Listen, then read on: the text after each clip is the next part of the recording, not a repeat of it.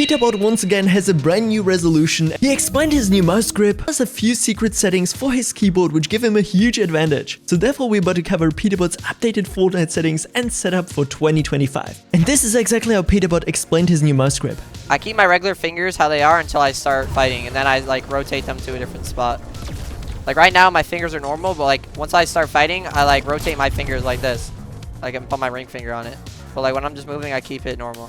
And now here I'm going to show you what actually PETERBOT sets up completely different from all Fortnite pros, what maybe is a quite huge advantage in Fortnite. Once you go into your Apex Pro mini software, where I set your SteelSeries 1, you can actually notice that you have two specific settings. First of all, your actuation point, which basically determines how fast your keyboard is going to respond, you know, how low you only have to press down the keyboard, but then you also have rapid trigger sensitivity. And what PETERBOT does completely different than all Fortnite pros is, he has his overall actuation point set on every single key actually to 0.2 millimeters and utilizes rapid trigger only for his editing bind, which is kind of weird because realistically it would also help you to improve your movement keybinds or even like other ones, you know, to spam them as fast as possible. But PETERBOT is only utilizing this tag for G, which is his editing bind, and here he puts his actuation only on G to actually 0.1 millimeters, which is definitely pretty cool if you ask me. It's something unique which only PETERBOT does, so therefore let me know what you guys think about it. Are you currently struggling with super high ping in all of your favorite games? This is exactly where no ping is coming in clutch. No ping is going to help you to pick the best DNS servers in your near to make sure that you have the least amount of ping. All you have to do is select your favorite game and it's going to show you all these servers which are available in your near. Now all you have to do is pick the one with the least amount of MS and you're going to get the most secure and best connection to these game servers. On top of that, the brand new improved version of the no ping client has some of the best FPS tweaks which are all approved and well tested, built directly into the client. And with my link in the video description you can try it out for absolutely free. So therefore make sure that you check it out right now and elevate your gaming experience. And before we start with PETERBOT's main settings, we can actually see that he just recently swapped over to 1920x1080. And funny enough, actually just a month ago, PETERBOT swapped over from 1720x1080 to his new stretch res, which was 1750x1080. And for whatever reason, he actually now swapped over to 1920x1080, which is native. Many people are speculating that it's maybe just to get used to it whenever he maybe plays the next Fortnite LAN, since if you guys might know, stretch resolutions are completely forbidden when it comes down to Fortnite LANs. So if he wants to play the next global championship or whatever, he has to get used again to 1920x1080. There are definitely huge advantages to having a stretch resolution. I mean, just take a look how many FNCSs PETERBOT won with a stretch res in comparison now to native. But yeah, as many speculate, he's probably just trying to get used to it. Do you think that this is valid, that Epic Games can actually tell you on which settings to play? Or do you feel like that stretch resolutions should be allowed? Make sure to comment down below. And now for the rest of his Fortnite settings, we can definitely see that PETERBOT is playing still on 240 FPS cap, which he explained in multiple videos already, stating that it's just not worth it to play on anything higher because of Fortnite, how laggy it is, and especially endgames, so therefore 240 FPS is still the sweet spot in his opinion. Then we can also see that PETERBOT is actually playing on 150% brightness, which is maximum in Fortnite, and he's also not using any sort of colorblind mode. Maybe with the current season it just doesn't make sense. I also have to say right now actually colorblind turned off looks the best as well in my opinion, but again that's personal preference, and his HUD scale is set to 63%, and that one actually makes a lot of sense because yeah, it's just a lot nicer to see overall. It's not as distracting, so therefore definitely playing on 63% HUD scale makes sense for a professional. And then for the rest of his settings, we can see his viewing distance is set to medium, textures as well,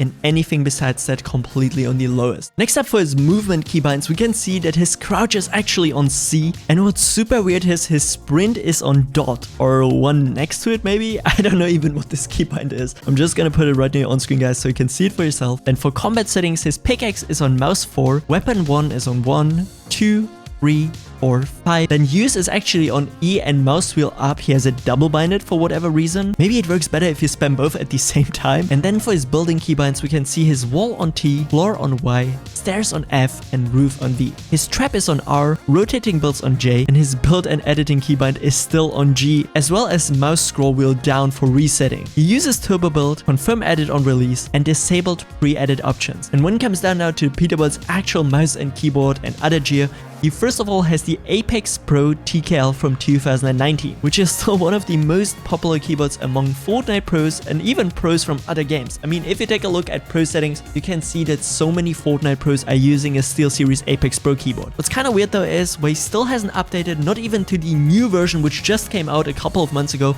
with OmniPoint 3.0 switcher. Maybe you guys know the answer or you have that keyboard, write it down in the comments. Besides that, he's using the improved and updated Logitech G Pro Superlight 2 in white with 800 dpi, 1000Hz polling rate and 6.4% for his X and Y sense. His targeting sense is on 45%, the same with the scope, and build and editing sense on 100%. One reason why PETERBOT actually does not use more than 1000Hz is that 4 or 8000Hz can cause micro stuttering in Fortnite. So therefore actually, because it's so hardware demanding, many pros are still deciding to play on 1000Hz since the difference is not worth it to get micro stutters, especially not in FNCS. It's actually an issue across many mice out there, and especially with 8000Hz polling rate, that's a huge topic. Then for his monitor, he's using the Zoe XL2566K, which is actually funny enough a 360Hz panel with DIAC Plus 2. At the moment as well, one of the most popular monitors out there. I think like 80% of all pros across esports have this monitor right now, as well as the HyperX Cloud 3 headphones. HyperX also super old school, super known. Many pros are also using these. And comment down below if you actually used a HyperX headset at some point in your life, because I think everyone has at this point. As well as the GameSense Radar Benji Fishy mousepad, that one which even Mr. Savage is using, and PETERBOT has been rocking it now for 2 years.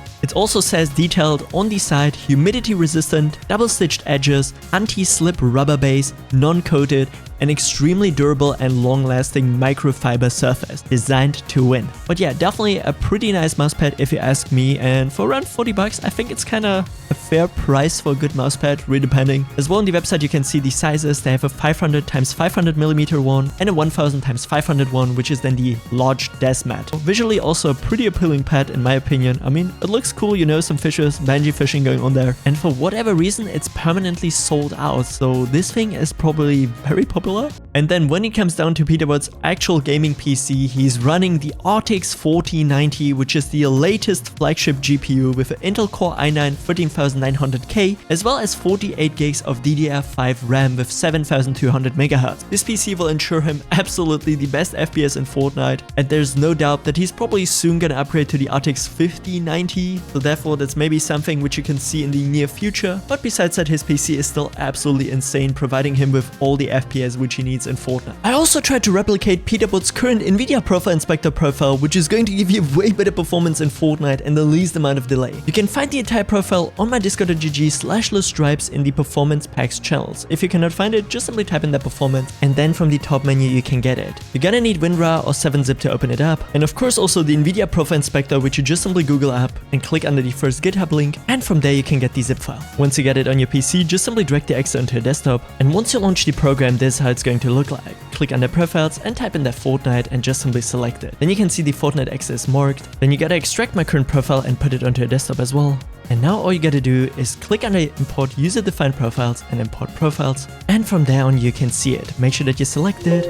And then you can see profile successfully imported all of the best settings. You don't have to change anything except one little option. If you're going to take a look at maximum pre-rendered frames, on normal, I left this on use the 3D application settings. But if you have a little bit stronger PC, I would highly recommend you to actually put this one to 1, which is going to reduce your input delay by so much, but actually decrease your FPS by a little bit. So therefore, please make sure that you have a handy PC. Other than that, leave it on the 3D settings. And then besides all of that, you can just simply click under apply changes. And just like that, you have all of the best Nvidia settings here from the Nvidia Profile Inspector for the best performance. This is a one-time tweak, so therefore you don't have to do this every single time, and I hope that this video was helpful.